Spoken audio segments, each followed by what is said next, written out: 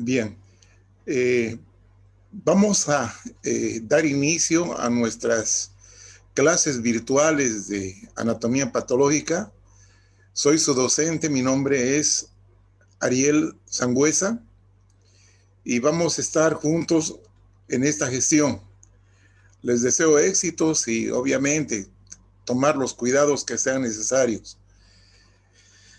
Nuestro primer tema es la lesión y adaptación celular. Vamos a tomar en cuenta varios casos que son importantes para nosotros.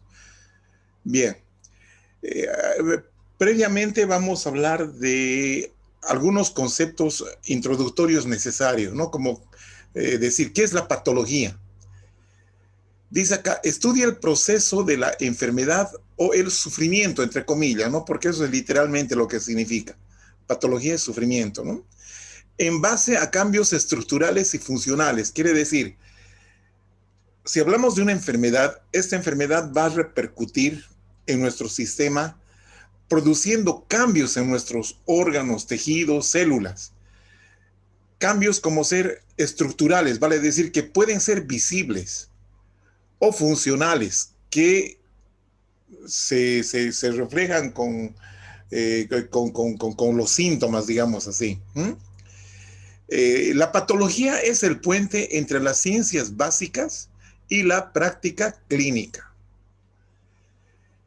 Para poder tener una idea global de lo que es la anatomía patológica, necesitamos utilizar técnicas especiales, o sea, técnicas histológicas que ustedes ya conocen por el transcurso, por el paso que dieron en el primer año en histología, ¿no? Entonces acá utilizamos las técnicas histológicas convencionales y especiales para llegar a un diagnóstico, por lo menos para tratar de llegar a un diagnóstico. Esto es importante, el proceso patológico. Para estudiar cualquier proceso, cualquier enfermedad, cualquier condición patológica, es necesario tener en cuenta estos 4 puntos. Uno es la etiología o la causa de esa enfermedad. ¿Qué es lo que produce? Si es de origen biológico, físico, químico, en fin. Ahora, esa causa, ¿qué cambios van a producir en nuestro organismo? Como les decía, ya sea célula, puede ser tejido, puede ser órgano. Entonces, va a haber una repercusión de este agente etiológico en esos órganos que pueden estar afectados. Al estar afectados, esos órganos se van a producir cambios, ¿verdad? ¿Y qué cambios se van a producir? Producir daño, y ese daño puede conducir a dolor, a malestar, etcétera. Entonces, todo ese proceso se llama la patogenia. La patogenia. ¿Cómo produce? ¿Sí? El veneno, por ejemplo, de una picadura, ¿no es cierto? ¿Qué puede producir? Una picadura de serpiente, por ejemplo, puede producir daño neurológico, ¿no? Entonces, eso ya será la patogenia. Ahora, la morfología es lo que se ve, lo que se ve. Habrá hinchazón, habrá un enrojecimiento, habrá una zona digamos, de muerte del tejido, en fin, ¿sí? Esa sería la morfología. Y esta morfología, este daño al tejido, se traduce con una repercusión clínica, vale decir, la sintomatología. ¿Y eso en qué consiste? Fiebre, dolor, impotencia funcional, en fin, ¿no es cierto? Esa sería la repercusión clínica. Entonces, estos son los 4 pilares del proceso patológico, del proceso de cualquier enfermedad. Aquí tenemos que tomar en cuenta que el individuo, cuando está sano, está en una situación, digamos, de equilibrio, lo que se dice también de homeostasis, equilibrio. ¿Ya? Está asintomático aparentemente, ¿no es cierto? Pero el individuo está sometido a ciertos factores, ¿no es cierto? Factores ambientales como ser el frío, el calor, el estrés, ¿no? O bien algún tipo de noxas como las infecciones, puede ingerir, digamos, algún alimento infectado que va a repercutir en el individuo. Entonces, ¿cómo expresa el individuo? ¿Cómo responde ante estos factores, ya sea ambientales o algunas otro tipo de noxas? ¿Ya? Entonces, aquí va a haber un proceso de desequilibrio, llamemos así. ¿Ya? Acá estamos, digamos, normalmente cuando estamos aparentemente sanos, hay un equilibrio, una homeostasis, ¿no es cierto? Pero eso puede ser alterado por estas noxas o factores ambientales. Entonces, ahí viene la balanza, ¿no es cierto?, entre salud y enfermedad, ¿ya? Entonces, si la persona tiene capacidad de adaptación, tiene un buen sistema inmunológico, tiene un buen nivel de nutrición, bueno, va a poder sobrellevar cualquier tipo de estas, de estos factores ambientales o noxas, ¿no es cierto? Va a poder superar. Pero si no, lamentablemente va a prevalecer la enfermedad y el individuo se enferma. Bien, acá vamos a ver lo mismo con este cuadrito que nos va a ayudar, pero ya a nivel de célula, ¿no es cierto? La anterior diapositiva a nivel orgánico, sistémico. Aquí vamos a ver a nivel de célula, ¿no? Entonces, tenemos la célula normal, en equilibrio, sana, perfecto, ¿ya? Entonces, ¿qué puede haber? Situaciones fisiológicas, el estrés ambiental, factores ambientales o estímulos o agresiones. Bien. Entonces, estas situaciones fisiológicas, esta célula, si está sana, si tiene buenas condiciones, puede, puede resistir. ¿Ya? A esto llamamos un equilibrio homeostático también puede ser, ¿no es cierto? Que soporta, va bien, responde, no hay problema. ¿Ya? Entonces, ¿qué puede ocurrir si se enfrenta ante estímulos o agresiones? Estos estímulos, como les comenté, pueden ser de diversa índole, ¿no es cierto? Entonces, acá puede haber ciertas situaciones. Si el organismo o la célula resiste, se adapta. Si no puede adaptarse, entonces va a enfermarse. Ocurre la lesión celular. ¿Ya? Si se adapta, bueno, no pasa nada. Va a volver al equilibrio homeostático inicial. ¿Ya? Pero si se lesiona, ahora depende mucho de que este estímulo tenga sea muy grave o sea leve. Grave o leve. ¿Mm? Entonces, si es leve, puede ser una lesión reversible. ¿Qué significa esto? Que pasada la agresión, la célula vuelve a ser normal. ¿Mm? Pero ¿qué pasa si la agresión persiste y es muy severa? Entonces estamos a un nivel de lesión irreversible. O sea que la célula ya no puede volver nunca más a ser normal. Esta célula está predestinada a morir. ¿Ya? O bien, si no se muere, puede transformarse. Entonces, esta transformación puede traducirse en el cáncer. En el cáncer. ¿Mm? Bien. Existen varios métodos para el estudio de la patología, ¿no es cierto? Normalmente les hablo porque esta es mi especialidad. Donde más trabajamos es en patología quirúrgica, vale decir, son piezas enfermas que nos llegan de quirófano, ¿no es cierto?, de los pacientes operados. Entonces, ¿cómo es este proceso? ¿Cómo es este protocolo de la patología quirúrgica? Bueno, nos mandan la pieza y lo que hacemos es observar, describirla. Esto se llama el examen macroscópico, macro quiere decir grande, ¿no es cierto? A simple vista, ¿ya?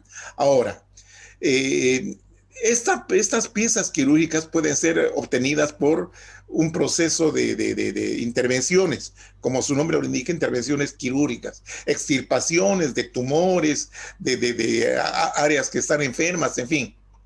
Pero también existen las biopsias, ya que no necesariamente tienen que ser en un ambiente quirúrgico, pueden ser en un consultorio ambulatorio, ¿m?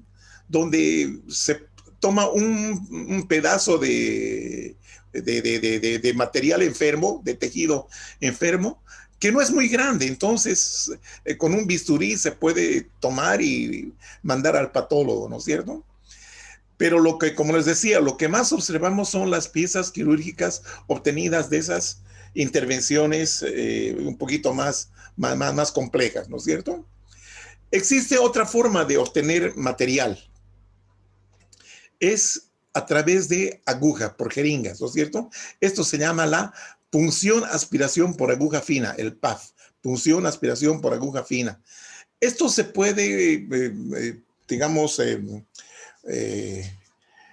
se puede obtener en lesiones superficiales, ¿no es cierto? Puede ser en tiroides, en mama, en ganglios linfáticos, por ejemplo. Se introduce una aguja y se aspira. Ya vamos a ver enseguida en qué consiste eso, ¿no? Luego tenemos otro método de estudio, es la citología, donde estudiamos las células. Esto generalmente lo hacemos en secreciones. Y un ejemplo bastante típico de la citología es el estudio del Papa Nicolau, es el método del Papa Nicolau, ya donde es digamos, no, se utiliza bastante en ginecología, ¿no es cierto? En la detección de cáncer uterino, ¿no? Del cáncer de cuello uterino. Y luego tenemos los métodos intraoperatorios. Esto es interesante porque, digamos que, un ejemplo les pongo, una paciente que viene con un nódulo de mama, un nodulito. Ya, normalmente los nódulos, si son benignos, están bien encapsulados y la extirpación es relativamente sencilla. Pero ¿qué pasa si el cirujano se encuentra que ese nódulo presenta una serie de ramificaciones que están, digamos, penetrando al tejido circundante? Entonces, eso ya nos da una sospecha de que pueda tratarse de un tumor maligno. Entonces, muchas veces estos tumores no son fácilmente operables. Entonces, ¿qué es lo que hace el cirujano? Toma un pedazo de ese tumor y manda a patología. En patología nosotros tenemos el método intraoperatorio para poder determinar si ese tejido es sano o es canceroso. Entonces, ya una vez que nos llega al laboratorio, hacemos la preparación y ahí decidimos, ¿no? Si es benigno o maligno. Si es benigno, entonces el cirujano termina la operación, saca el tumor, restaura todo el problema, pero si es maligno, entonces tiene que hacer una intervención mucho más compleja, ¿no es cierto? Tiene que sacar ganglios, tal vez tenga que sacar toda una mama en caso de estos tumores de mama, ¿no? Que son malignos, ¿no? Bien. Luego tenemos la autopsia. La autopsia, digamos que no nos corresponde, bueno, no se utiliza mucho, pero este es un método, digamos, más académico, ¿ya? Porque se utiliza más que nada para ver la razón por qué el paciente ha fallecido, donde no tenía un diagnóstico definitivo. Sin embargo, el paciente falleció y no se supo por qué. Entonces, a este paciente se lo somete a autopsia. Bien. Entre otros métodos de estudio en patología tenemos la patología molecular. Ya esto se utiliza más que nada las reacciones antígeno-anticuerpo, sobre todo en aquellos tumores donde no se puede definir el origen, si es de origen ectodérmico, mesodérmico, etcétera, ¿no es cierto? O si es de origen epitelial o mesenquimatoso. En ese caso se utiliza la inmunohistoquímica. Bien. O bien determinaciones de anticuerpos, ¿no es cierto? Anticuerpos anti ciertos tipos de tumores. Entonces, esto es interesante también, como les decía, sobre todo en aquellos casos de difícil diagnóstico. Bien, en macroscopía les dijimos que es la descripción a simple vista. Este es un útero. Este útero lo hemos cortado y vemos estos nódulos, miren, estos nódulos de tejido muscular liso, ¿no? Se llaman miomas, miomas, ahí estamos viendo los miomas. Aquí el útero está abierto, aquí está el cuello, el canal endocervical, esta es la cavidad endometrial y aquí vemos los nódulos estos, ¿no es cierto? Entonces se describe, se pesan, se miden, etcétera, etcétera. Aquí estamos viendo en la piel estos elementos. Miren, aquí un enrojecimiento. A este enrojecimiento se denomina eritema, pero aquí en el centro hay unas colecciones de un material blanquecino que es pus. ¿No? Estas son las pústulas, pústulas. ¿No? Este es pus. ¿No? Esta es una inflamación aguda, ¿no? Donde vemos este material necrótico que es el pus. ¿Ya? Aquí estamos viendo cómo es la biopsia. Acá tenemos una lesión cutánea superficial. Entonces hay varias formas. Si es pequeña, podemos utilizar este aparatito que se llama el punch. Punch, ¿ya? Es un cilindrito metálico donde podemos perforar la piel, no tan profundamente, solamente la piel. Y la piel es epidermis, dermis e hipodermis, ¿no es cierto? Bueno, o bien podemos utilizar bisturí. Hacemos estos losanges que se llaman losanges, ¿no es cierto? Entonces, miren, la lesión está al centro y tomamos siempre un poco de tejido sano, el margen de seguridad que se llama. ¿Mm? Entonces, esa es la biopsia. La biopsia obviamente tiene que ser en situaciones bastante superficiales, como les decía, como ser la piel, ¿no es cierto? La piel, mucosas, ¿no? Ya, porque profundamente no podemos hacer una biopsia, digamos, de vejiga o de estómago, a no ser con endoscopía, ¿no? Bien, ahí estamos viendo, miren, este es el punch, cómo está sacando la biopsia de la piel, ¿no? Aquí estamos viendo en cuello uterino, con esta pinza saca bocado en personas sospechosas de alguna patología cervical, entonces, miren, va sacando pedacitos, pedacitos, ¿no?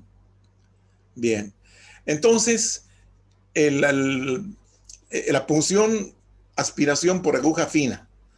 Una vez que se ha obtenido el material, como les decía, en estos nódulos, en estas lesiones superficiales, se introduce una jeringa, ya donde el émbolo está al vacío, ¿sí? Entonces, se llega más o menos al nódulo. Se tiene que llegar por palpación o bien por radioscopía. Entonces, se empieza a aspirar con el émbolo, se empieza a jalar y va a salir material, salen células, ¿eh? Entonces, ese material que se ha podido aspirar se extiende en un portaobjetos, ¿sí? Y con una bajalenguas, entonces se hace un extendido.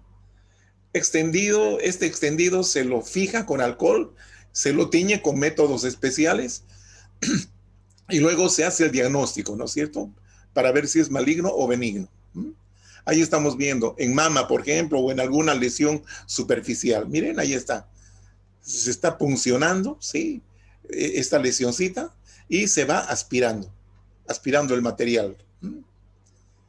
Bueno, entonces ahora nos toca hablar de la adaptación y la lesión celular. Este cuadrito nos da como ejemplo, ¿no es cierto?, a estas palmeras que en una situación normal están erguidas, ¿sí? Ahí están. Pero ¿qué es lo que pasa cuando hay un temporal? Hay esos ventarrones fuertes, ¿no es cierto?, que doblan a estas palmeras, ¿no es cierto?, inclusive casi hasta llegar al suelo. Pero estas palmeras, una vez que pase el temporal, vuelven a su situación original, ¿no es cierto?, vuelven. Entonces, esa es la capacidad de adaptación de estos árboles, ¿no es cierto?, que se adaptan, porque están acostumbrados a vivir en ese ambiente, ¿ya? Por más fuerte que sea el temporal que pueda doblarlo, ¿sí? Una vez que pasa el temporal, estos vuelven a su situación. Obviamente, que si el tronco de este árbol, de esta palmera, está muy vieja, se va a romper. O si está enferma, se va a romper y va a morir. Pero si está sana, está vital, entonces esta palmera va a volver a su situación de origen, ¿no es cierto? A su situación de reposo. Bien. Ahora, según lo que comentábamos del proceso patológico, tenemos las causas o factores etiológicos. Las causas son muy variables, ¿no es cierto? Tenemos una de las más importantes, es la hipoxia, ya la falta de oxígeno o la disminución de oxígeno. Hipoxia. Es una causa bastante frecuente. Agentes químicos como los fármacos, venenos, alcohol, tabaco, etcétera, etcétera. Agentes químicos que pueden producir lesión celular. Agentes biológicos como ser los virus, bacterias, parásitos, ¿sí? Agentes físicos como el calor, el frío, la electricidad, la radiación. Alteraciones genéticas, bueno, las malformaciones, los problemas a nivel de los cromosomas, ¿no? Que pueden dar lugar a que la persona sea proclive a tener cierto tipo de enfermedades. Reacciones inmunológicas. También esto mucho depende de la persona, ¿no? Que tiene cierta tendencia a tener alergias, como ser el asma, por ejemplo, ¿no es cierto? Hay mucha gente que tiene ese problema, ¿no? Reacciones inmunológicas. O bien de hipersensibilidad, ¿no es cierto? O bien enfermedades que su sistema inmunológico reacciona contra ellos mismos, ¿no? Contra su propio sistema. Esas se llaman las enfermedades autoinmunitarias.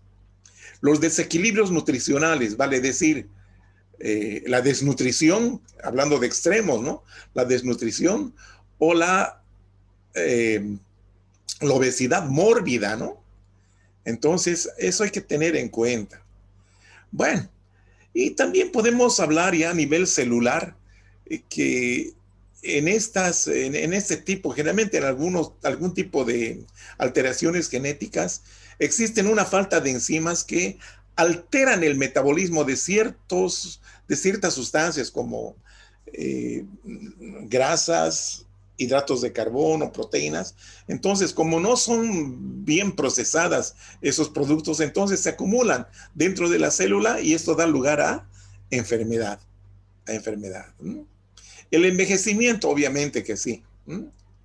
El tejido viejo ya no responde como antes, ¿no es cierto? Alteraciones psicosomáticas. Bueno, algunas personas que están, digamos, tronadas, ¿no? Ya había personas que tienen problemas a nivel de mental, ¿no? Los enfermos mentales, los paranoicos, etcétera, etcétera, ¿no? Que puede dar lugar a enfermedades. Bien, entonces volvemos a nuestro cuadrito. Aquí tenemos la célula normal en una situación de homeostasis, de equilibrio, ¿ya? Entonces acá tenemos el estrés o el factor ambiental, ¿ya?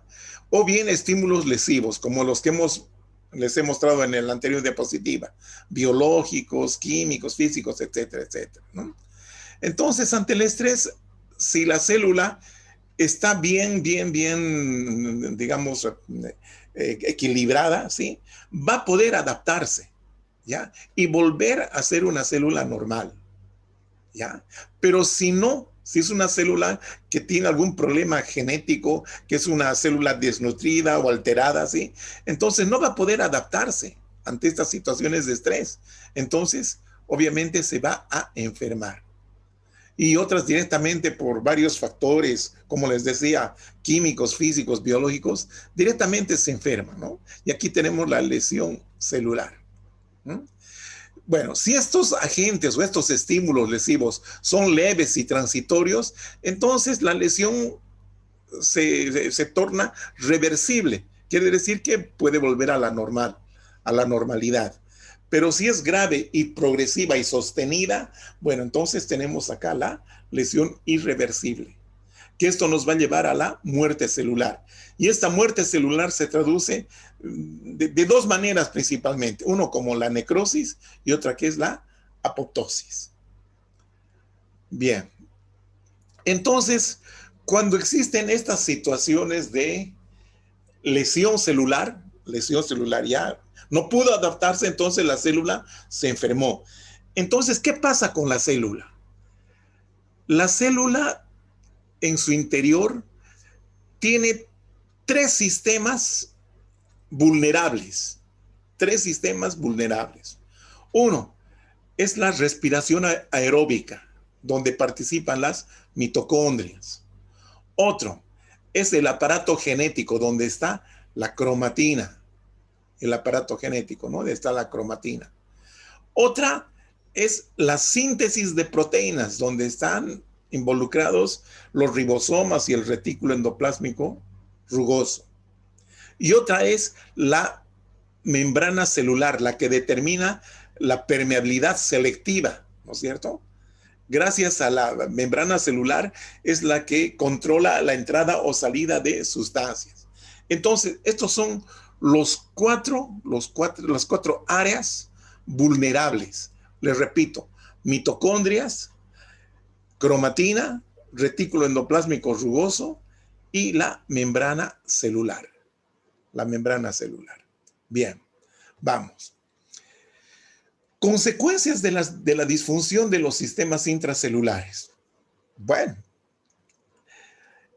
al no funcionar los sistemas intracelulares, empiezan a acumularse unos productos de las reacciones oxidativas dentro de la célula, ¿no es cierto? Entonces, acá hay una actividad no controlada de los radicales libres del oxígeno, ¿ya? Radicales libres del oxígeno, o también llamadas especies reactivas del oxígeno, ¿ya? Especies reactivas del oxígeno. Bueno, eso puede ser una de las consecuencias. Otra consecuencia, que esta es tal vez una de las más graves, liberación del calcio intracelular, ¿ya? Que se liberan por activación de sí, que este calcio sí va a activar sistemas enzimáticos. Bueno, el calcio intracelular en condiciones normales están dentro de los gránulos mitocondriales y también el retículo endoplásmico liso. Gránulos mitocondriales y retículo endoplásmico liso. Entonces, este calcio que se ha liberado, ya que sale de esos lugares donde tienen que permanecer, entonces pues van a producir una serie de desastres, ¿no es cierto? Va a activar sistemas enzimáticos como ser las fosfolipasas. Entonces, estas fosfolipasas, ¿qué van a degradar? Los fosfolípidos de la membrana celular. Estos fosfolípidos que se encuentran en gran cantidad en la membrana. O sea, van a alterar la permeabilidad de la membrana. Las proteasas, que van a alterar la síntesis de proteínas, o sea, a nivel de el retículo endoplásmico rugoso. Las ATPasas, la energía, van a degradar la energía. ¿Y dónde se produce esta energía? A nivel de las mitocondrias, ¿no es cierto? Y luego las endonucleasas, que van a alterar a la cromatina, Entonces, otra consecuencia va a ser el agotamiento de la energía de la célula. Agotamiento de la energía de la célula. Defecto también de la permeabilidad de las membranas. Ustedes saben que las membranas celulares son las que se encargan de ser una especie de membrana selectiva, de una barrera selectiva, en cuanto a lo que entra o lo que sale, ¿no es cierto? Entonces, este defecto puede producir también desastres a nivel de la célula. Bien, y a nivel de la cromatina puede producir mutaciones, y estas mutaciones pueden llevarnos a la producción de cáncer, ¿ya? Entonces acá tenemos una comparación entre lo que es la necrosis y la apoptosis. La apoptosis vamos a dar un pantallazo acá, y vamos a ver con mayor detalle más adelante, ¿sí? Entonces, acá estamos viendo la célula normal. Lesión reversible. ¿Qué puede ocurrir en la morfología de la lesión reversible?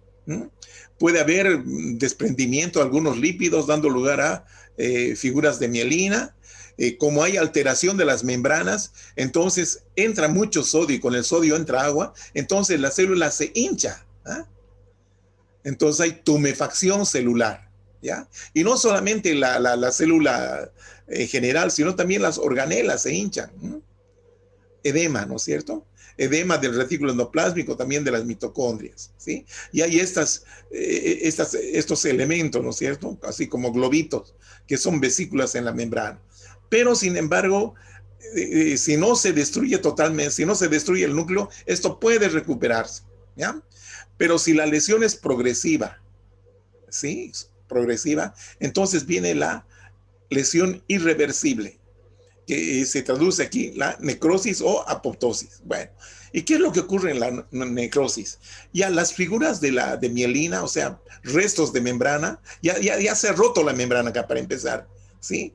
Y fracciones de estos lípidos se enrollan formando estas figuras de mielina que se llaman así. Densidades amorfas en las mitocondrias y el núcleo también se destruye. Aquí estas vesículas de membrana son mucho más groseras, ¿sí?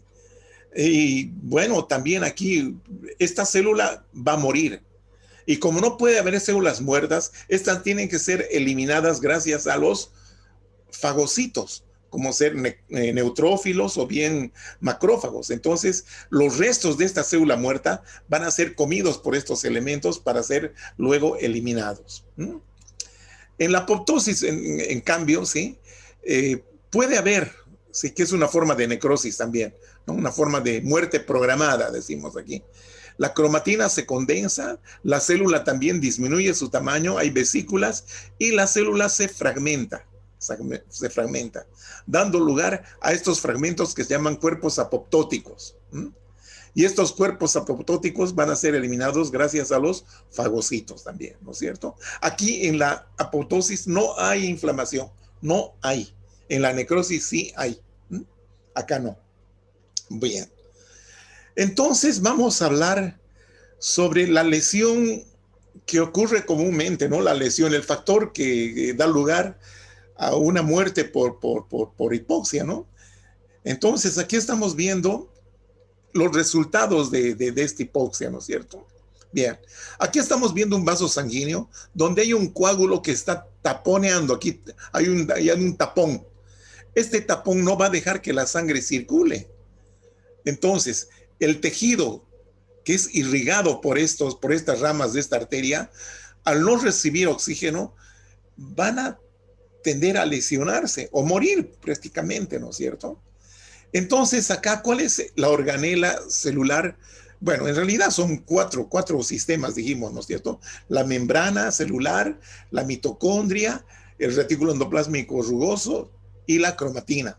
Aquí hablando de la mitocondria, ¿qué es lo que va a ocurrir?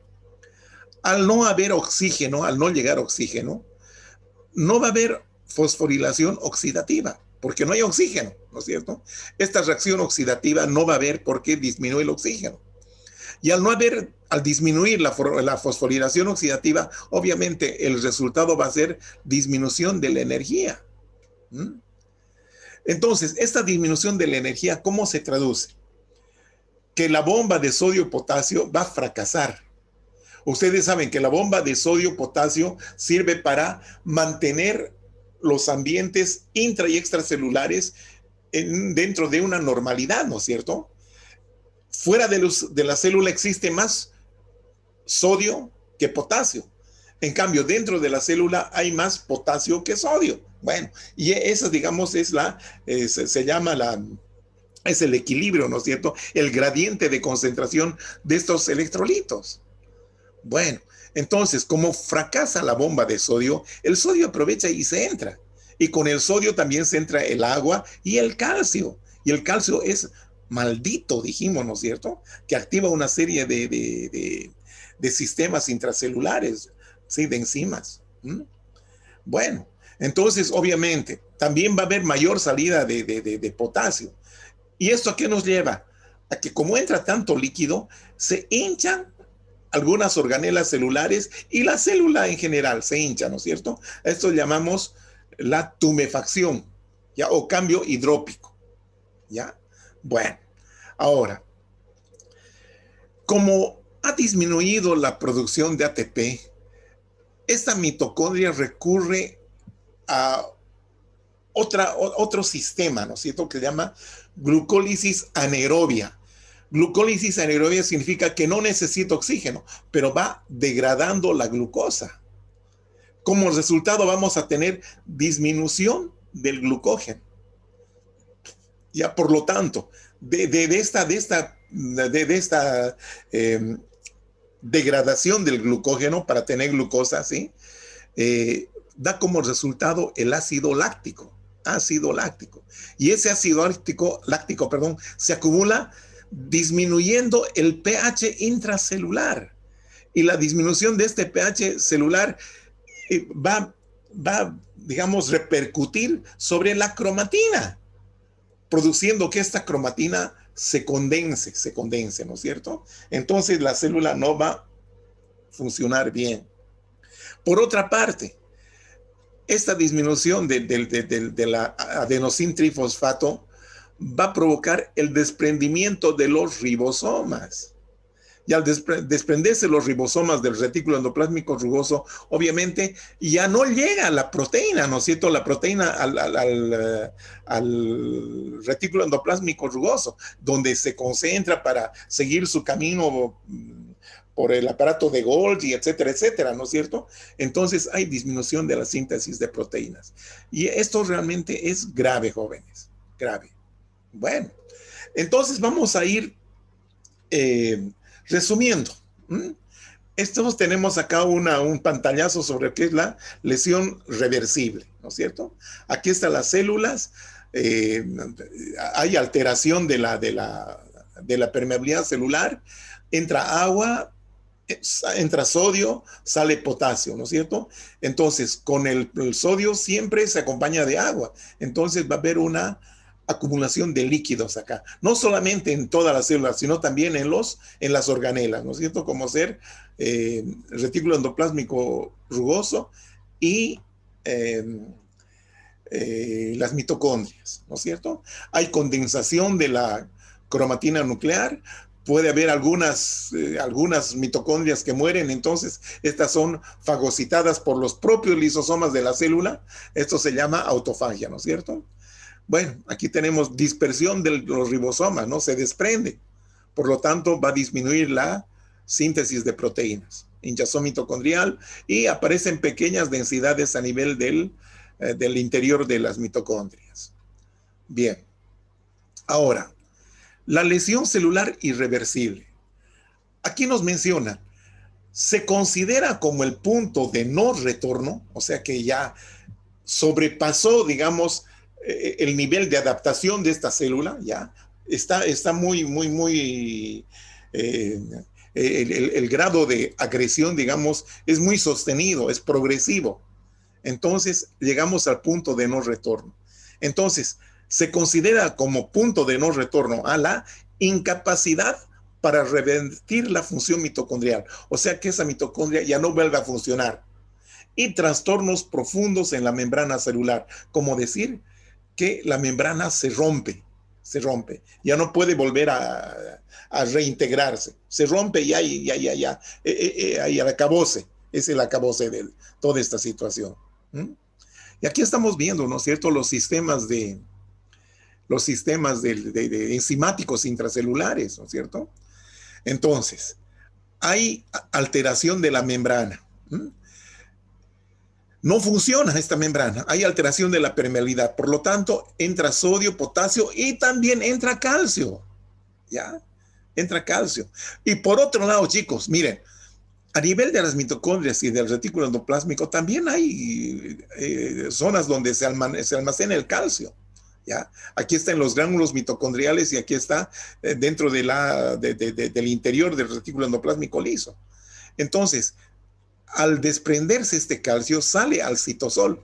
Miren, ahí está, aumentando los niveles de calcio en el citosol. Y este citosol y este calcio aumentado en el citosol, lo que va a producir es activación de las enzimas celulares o de los sistemas enzimáticos. Habíamos dicho los 4 sistemas más importantes: fosfolipasas de la membrana, proteasas del retículo endoplásmico y también de la membrana, ¿por qué no? de la endonucleasas, de la cromatina, y las ATPasas a nivel de la mitocondria, ¿no es cierto? Vean ustedes, las fosfolipasas y las proteasas van a dañar la membrana. Las endonucleasas, al dañar la cromatina, producen daño nuclear. Y al dañar a las mitocondrias, hay disminución del ATP, por lo tanto, disminución del oxígeno, ¿sí? Disminución del oxígeno. ¿Mm? Eso es muy importante. ¿Mm? Bueno, aquí tenemos el mecanismo de la necrosis, ¿no es cierto? ¿Qué es lo que va a ocurrir? Si la lesión es progresiva, rotura de la membrana plasmática, de las membranas de los orgánulos, organelas, y también alteración a nivel del núcleo. Siempre hay inflamación. Ahí miren cómo se rompen, miren cómo se rompen. Está hinchado, cómo los ribosomas se van desprendiendo. En la mitocondria aparecen estas densidades amorfas. Bueno, no, esta ya está reventada, esta pobre célula, ¿no? Aquí el núcleo, miren, la cromatina va condensándose, disgregándose, en fin. Ya, y esto es lo mismo. Es lo mismo, solamente que vamos a tomar en cuenta algunos detalles más. Miren, al romperse las membranas, sobre todo de los lisosomas, ¿qué es lo que va a ocurrir? La liberación de toda la artillería enzimática de los lisosomas. Y estos lisosomas, como son enzimas, lo que libera, estas mismas enzimas van a digerir a la misma célula. Esto se llama la autólisis. Ahí están las figuras de mielina, lisis o destrucción o degradación del retículo endoplásmico, defectos en la membrana, densidades en las mitocondrias, hinchazón en las mitocondrias. ¿Y qué pasa con el núcleo? Puede haber, en una primera instancia, gracias a la disminución del pH, es un pH ácido por la acumulación de ácido láctico, entonces se contrae, se condensa la cromatina. A esto se llama la cariopignosis. ¿Ah? Ahora, esta cromatina puede disolverse. Cuando se disuelve la cromatina se llama cariolisis. O cuando se fragmenta se denomina cariorexis. ¿Ah? Cariorexis. Bien. Los radicales libres, habíamos comentado algo sobre los radicales libres. Son moléculas altamente reactivas que atacan los enlaces de proteínas de los tejidos, o sea, las proteínas de los tejidos. Estos enlaces que mantienen unidas a todas las estructuras de las células, etcétera, etcétera, ¿sí?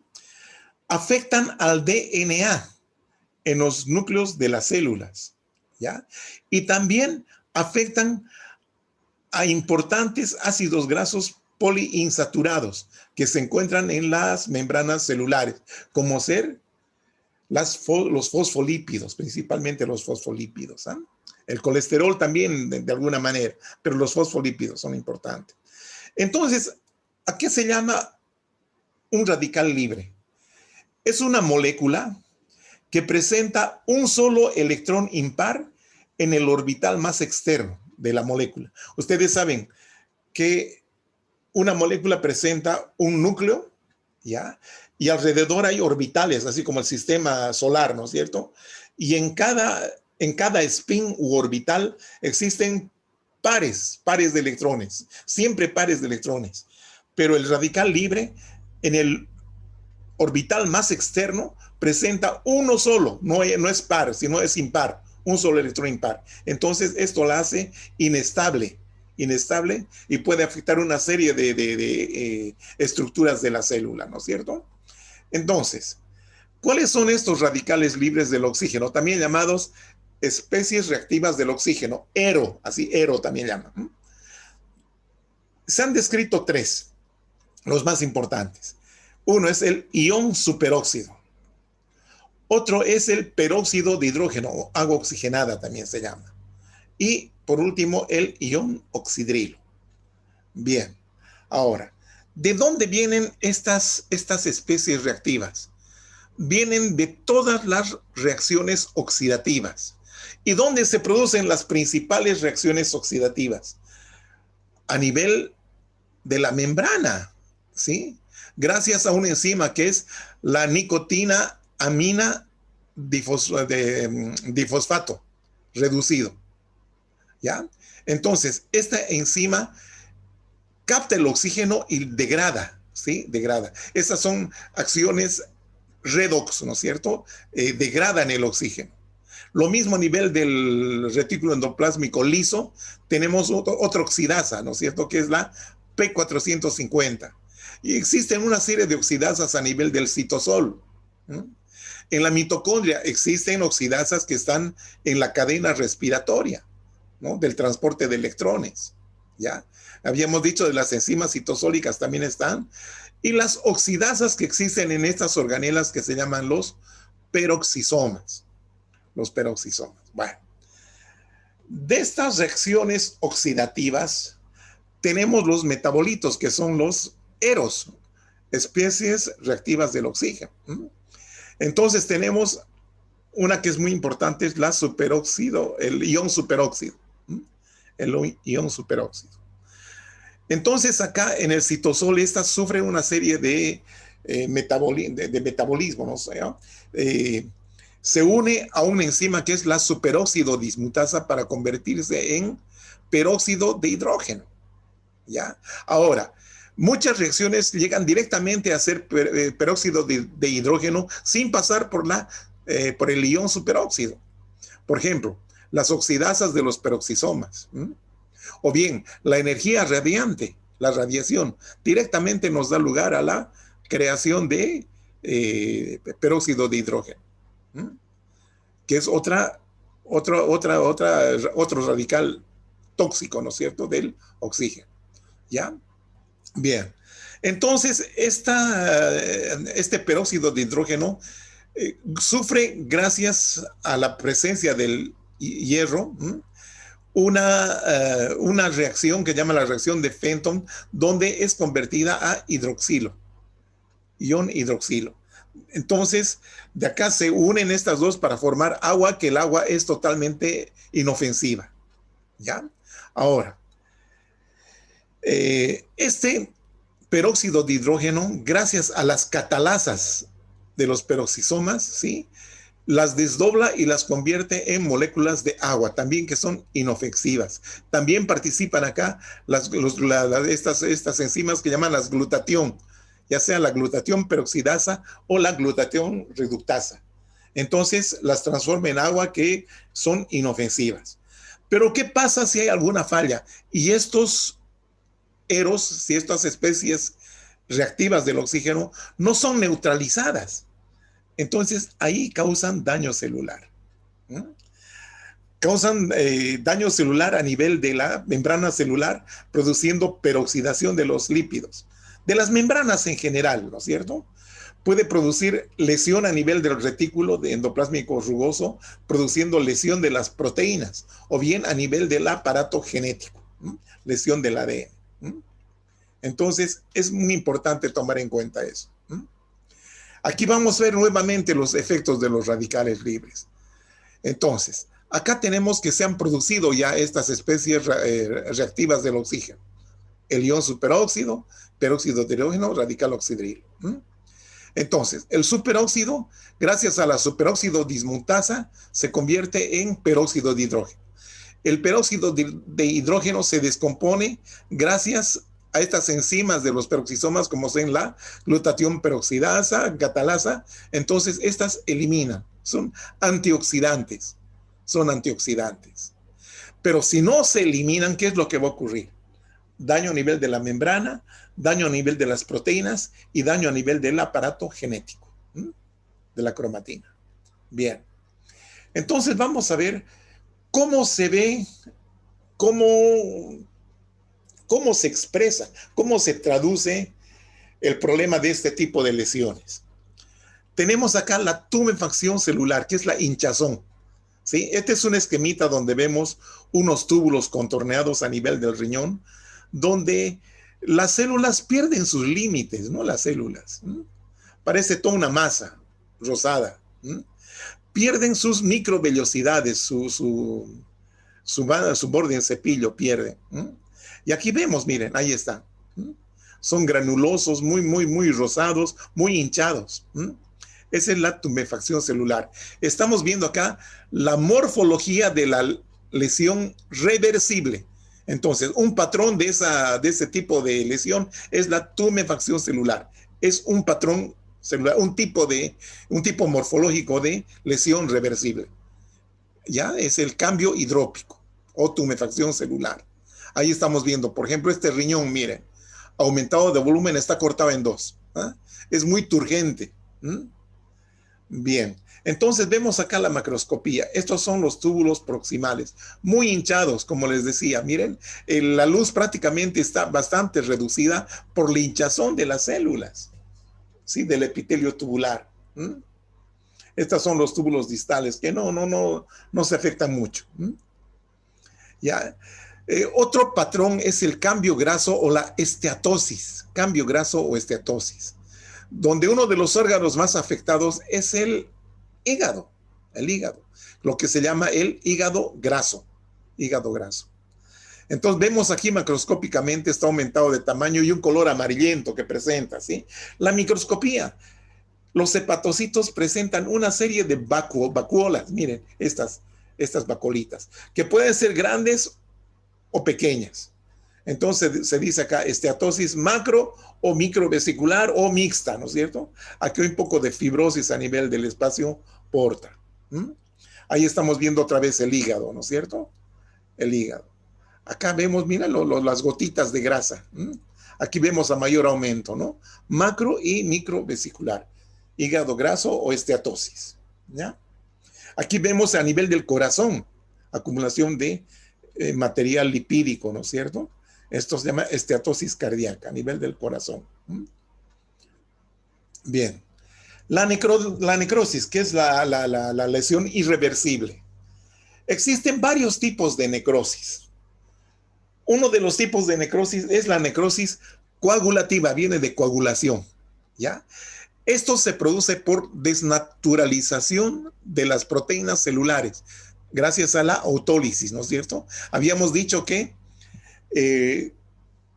las membranas de los lisosomas también son destruidos, ¿no es cierto? Entonces, ¿qué es lo que pasa? Se liberan las enzimas de los propios lisosomas que van a digerir a la propia célula. Entonces, ¿cómo se ve? ¿Qué es el resultado de esto? Que se preservan, se conservan las estructuras celulares o las siluetas celulares, ya sea de la célula o del tejido. Se puede reconocer al tejido que ha sufrido de este tipo de necrosis. ¿Bien? Entonces, este tipo de necrosis es característica de la hipoxia, falta de oxígeno. Hipoxia en todos los órganos sólidos, excepto en el cerebro, Esto hay que subrayar, chicos. Característica de la hipoxia en todos los órganos sólidos, excepto en el cerebro. Bien, acá tenemos, por ejemplo, un vaso. Ahí está. Característica esta zona de isquemia. Isquemia quiere decir que no hay aporte de oxígeno y esta zona muere, pálida. ¿Ya? Es un infarto esplénico. Se llama infarto aquella zona de tejido que ha dejado de recibir sangre, aporte sanguíneo, ¿no? Esta es la zona isquémica. Isquemia quiere decir no hay sangre. Aquí estamos viendo un riñón, miren, acá se tapó, entonces toda esta zona que es tributaria de esta ramita de la arteria, ¿sí? Entonces muere, un infarto pálido, ¿no? Esto es lo que ocurre en los órganos sólidos. Bien, ahí tenemos, por ejemplo, un corte de riñón, un corte de infarto de riñón. Acá se puede reconocer el corpúsculo, los túbulos, etcétera, ¿no es cierto? Se reconoce, pero las células están muertas, miren, están coaguladas, parecen. Entonces, esto es característica de los infartos. En todos los órganos sólidos, menos en el cerebro, por favor, menos en el cerebro. Otro tipo de necrosis tenemos la necrosis de caseificación. Se llama así porque este tipo de necrosis se parece al queso, al requesón, ¿ya? Y esto es característica de algunas condiciones, de algunas patologías, como ser la tuberculosis, por ejemplo. Entonces, este es un pulmón tuberculoso donde vemos este material blanquecino, necrótico, y en algunos sitios forman verdaderas cavernas. Miren acá. Esta es una tuberculosis pulmonar, donde hay necrosis de caseificación. ¿Ah? Aquí estamos viendo otra vez un infarto de miocardio, necrosis coagulativa. Miren, aquí se ven las fibras cardíacas, pero los núcleos prácticamente han desaparecido, no hay. Las estrías también han desaparecido prácticamente. Entonces, este es un ejemplo de infarto de miocardio. ¿Ya? Vamos. Aquí tenemos necrosis de caseificación. Miren, ahí tenemos. Toda esta zona es una zona necrótica. Necrótica. Es así como el quesillo. Si vamos a ver a mayor aumento, aquí está la zona de necrosis de caseificación, que tienden a formar especie de nódulos. Estos nódulos se llaman granulomas. Granulomas. Granulomas. Ahí vemos, miren el pulmón. Estos son los granulomas. Y aquí, en medio de estos granulomas, podemos ver unas células gigantes. Estas células gigantes son nada más que la fusión de macrófagos que tratan de fagocitar a los bacilos de la tuberculosis y que son bastante rebeldes, ¿no? Entonces, aquí se fusionan los macrófagos para poder destruirlos, ¿no? Pero bueno, ahí están los granulomas. Bien. Otra forma de necrosis o lesión irreversible es la necrosis licuefactiva. Se llama así porque se parece al licuado, digamos, a un licuado. Bueno. Entonces, este tipo de necrosis se debe a la digestión enzimática de enzimas de otras células, ya no de las propias células, sino de otras células. ¿Ya? Como ser los lisosomas, ¿de qué pueden ser? De los glóbulos blancos, ¿no es cierto? De los neutrófilos, de los macrófagos, en fin. Entonces, estos descargan sus enzimas y van a destruir a la célula. Eso se llama heterólisis. En cambio, el anterior, la coagulativa, era autólisis. Esta es heterólisis. Y esto es característica de infecciones microbianas y del infarto cerebral. Esto hay que subrayar. Infarto cerebral. Infecciones microbianas e infarto cerebral. Ahí tenemos, por ejemplo, un puchichi de este muchachito. Hay una acumulación que vimos también al principio, ¿no es cierto? Una colección de pus. Ese es un ejemplo típico de necrosis licuefactiva. Entonces, aquí también vemos, mire, un ganglio que ha fistulizado, un ganglio de este personaje. Aquí están drenando el ganglio. ¿Qué están drenando? El pus. ¿Ah? Y aquí tenemos la histología. Aquí ya no se ve estructuras tisulares que puedan ser reconocibles, no. Aquí son gran cantidad de neutrófilos, piocitos, detritus celulares, sobre todo neutrófilos, colecciones. Y estas grandes colecciones de este material necrótico más los piocitos y neutrófilos se denominan abscesos cuando son colecciones ya grandes. Ahí también podemos ver necrosis licuefactiva en caso de las infecciones por hongos. Aquí está la cándida, ¿no? O molinias, cándida. Aquí está con una tinción de paz, se reconocen a los hongos. Aquí están, sobre todo las hifas se pueden ver acá. ¿Ah? Y las esporas también.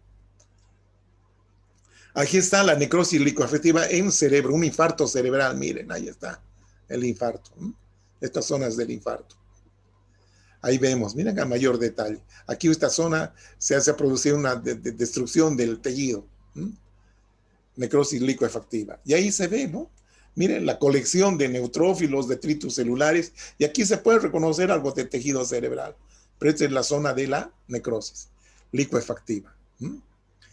Y otro tipo de necrosis es la necrosis enzimática de la grasa, que ocurre en la pancreatitis aguda. Aquí está el páncreas, ¿no es cierto? ¿Y dónde vemos las zonas de necrosis? Acá, miren, a esta partecita de acá. Necrosis enzimática de la grasa. Aquí vemos, miren cómo se ha saponificado, se llama eso. Se destruye la grasa, se destruye gracias a la activación de las enzimas pancreáticas en una situación de pancreatitis aguda. Ahí estamos viendo la histología. Hay restos aquí, recuerdan a los adipocitos, pero aquí está, ¿no? Ya destruido totalmente, ¿no? Necrosis enzimática de la grasa. ¿Ya? Y finalmente hay otro tipo de necrosis que se debe a depósito de inmunocomplejos. Es un tipo de hipersensibilidad, ¿sí? Tipo 3 que se llama así. Es la necrosis fibrinoide, que ocurre en las paredes de vasos, sobre todo en paredes de vasos. Ahí se ve, mire, este depósito de este material que parece fibrina, por eso se llama fibrinoide. En realidad son anticuerpos, depósitos de anticuerpos en paredes de vasos. Necrosis fibrinoide. Bueno, jovencitos, entonces hemos terminado y la segunda parte les daremos la próxima semana. Cuídense, que la pasen bien, jovencitos.